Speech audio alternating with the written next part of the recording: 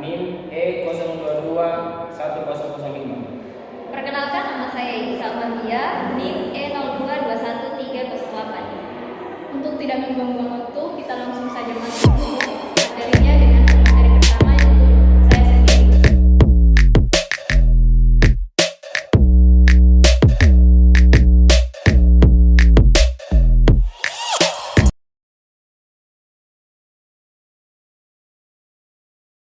Baik, terima kasih. Saya materi pertama akan memaparkan tentang sistem database. Namun untuk itu saya akan menjelaskan terlebih dahulu apa yang dimaksud dengan basis data. Database atau basis data adalah kumpulan informasi yang disimpan di dalam komputer secara sistematik sehingga dapat diperiksa menggunakan suatu program komputer untuk memperoleh informasi dari basis data. Bagian B atau sistem database. Sistem basis data adalah sistem yang terdiri atas kumpulan tabel data yang saling berhubungan, atau dalam sebuah basis data di sebuah sistem komputer dan sekumpulan program yang biasa disebut DBMS atau program lain untuk mengakses dan memanipulasi tabel-tabel data tersebut.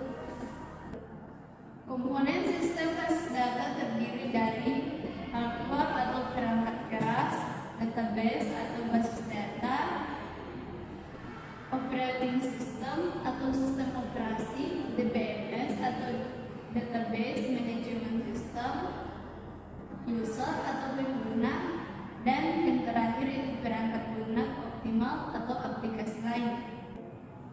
Selanjutnya yaitu operasi sistem database. Dalam operasi sistem database terdiri dari pembuatan basis data atau create database, penghapusan basis data atau delete table, pembuatan tabel data database atau create database, penghapusan tabel database atau drop database, penginputan data baru ke tabel atau sort data, pengambilan data dari tabel atau query, pengubahan data dari tabel atau update, dan penghapusan data dari tabel atau delete. Untuk materi selanjutnya akan dipaparkan oleh di bagian D, sifat database.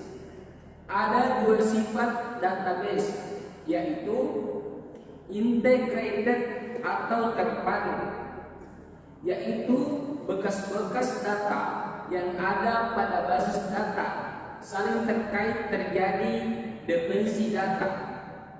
Yang kedua, sharing, berbagi data, yaitu data yang sama dapat dipakai oleh sejumlah pengguna dalam waktu yang bersamaan.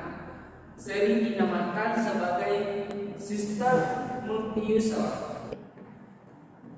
Tujuan pengaturan data: menyediakan penyimpanan data untuk dapat digunakan oleh organisasi saat sekarang dan masa yang akan datang.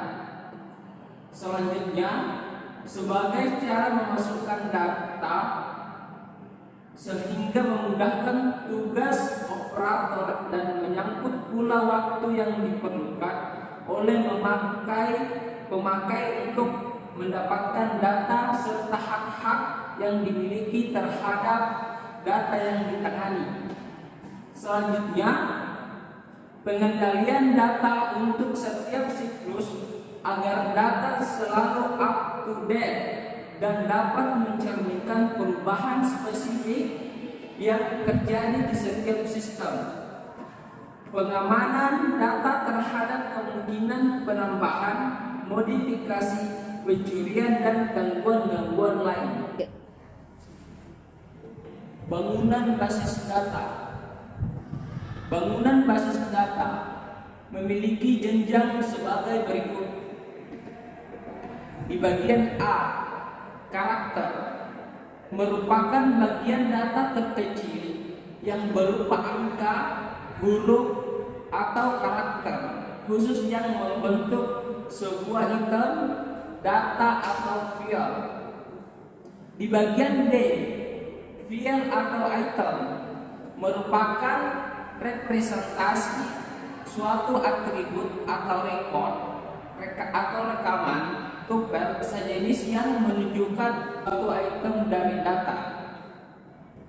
Di bagian C, record atau rekaman adalah kumpulan dari file membentuk suatu record atau rekaman.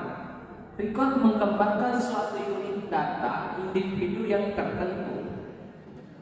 Bagian D, file merupakan kumpulan dari record-record yang menggambarkan suatu kesatuan data yang sejenis, mewakili tiap-tiap data. Di bagian E, database merupakan kumpulan dari file atau tabel yang membentuk suatu database. Oke, baik, saya lanjutkan. Selanjutnya yaitu tingkat pemakai dalam basis data. Yang pertama ada level fisik atau physical views, merupakan tingkat terendah dalam abstraksi data yang menunjukkan bagaimana data disimpan dalam kondisi sebenarnya. Level ini paling kompleks, di mana struktur data level terendah digambarkan pada level ini. Kemudian yang kedua ada level konseptual, merupakan level yang menggambarkan data apa yang sebenarnya secara fungsional disimpan dalam basis data beserta relasi yang terjadi antara data.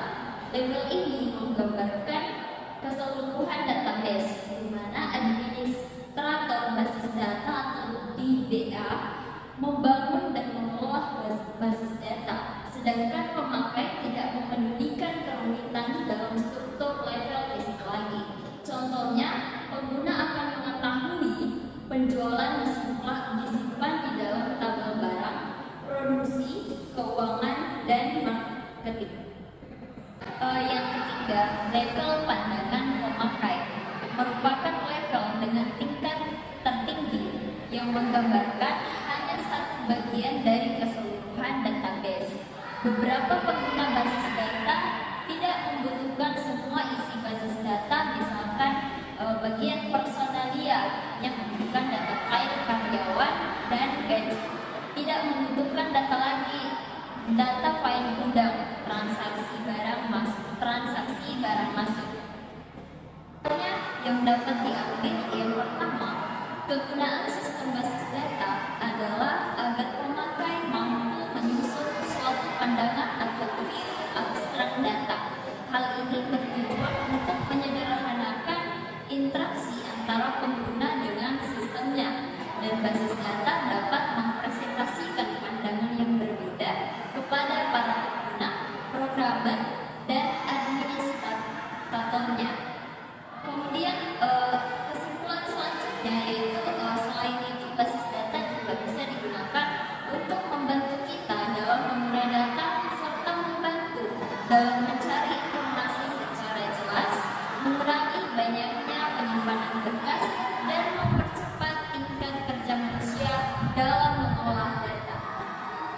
Baik, demikian presentasi dari kelompok kami. Jika ada kekurangan, kami minta maaf. Dan jika ada lebihnya tidak usah dikembalikan. Karena kami orang yang ikhlas. Terima kasih. Wassalamualaikum